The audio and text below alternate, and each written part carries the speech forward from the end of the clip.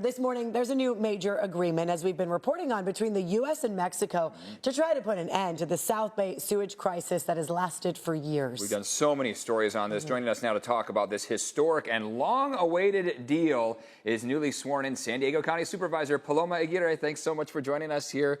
Talk about this reaction to this new plan and walk us through when people can actually see some results down there. You've been fighting for this a long time here. Yeah.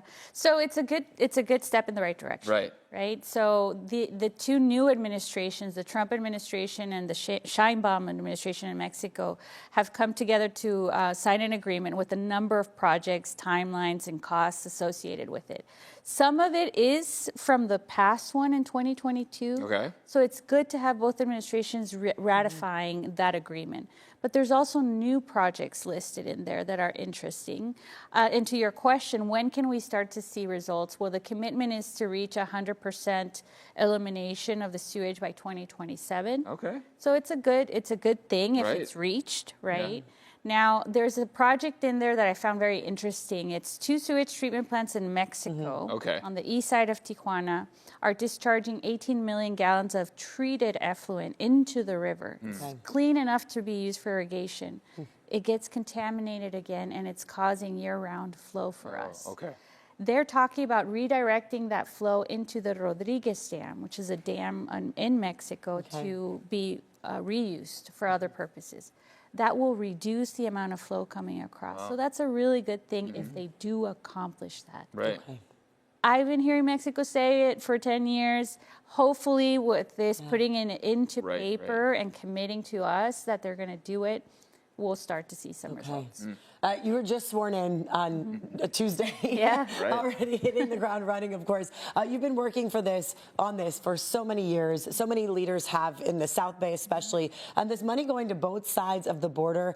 And as it's something that you've been working on for so long, why do you think the deal is happening now during this administration too? Well, I think there's been enough pressure from all of us. I think when Administrator Zeldin came to the area, when he toured the plant, I was able to talk to him about the impacts to not just Imperial Beach residents, but residents of Nestor and San Ysidro, how much they're suffering. He was able to experience it firsthand. He could breathe it in. So I'm grateful that he went to Mexico City. And here locally, what we're doing to make sure that we protect people's health is the county needs to do a lot more. That's why I had a meeting with our department heads yesterday talking about what are the immediate actions that we can take in the next 30 days to make sure that we are protecting as much as we can our residents, our users in the Tijuana River Valley, and start to mitigate the impacts on people's health. As mayor, you worked diligently on this. Now, as a supervisor, are you able to do more? Are you,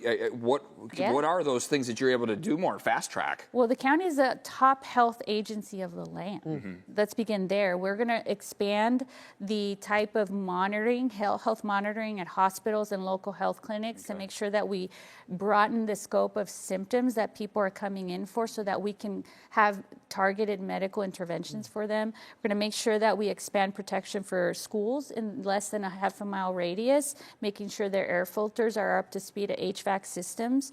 We're going to bring in more experts that are experts in studying low or chronic exposure to hydrogen sulfide, which is a very toxic gas that is emanated by sewage waters that are flowing through the river. Again, within half a mile of distance of people living there. So these are the concrete actions that the county is going to begin to take, and we're only getting started.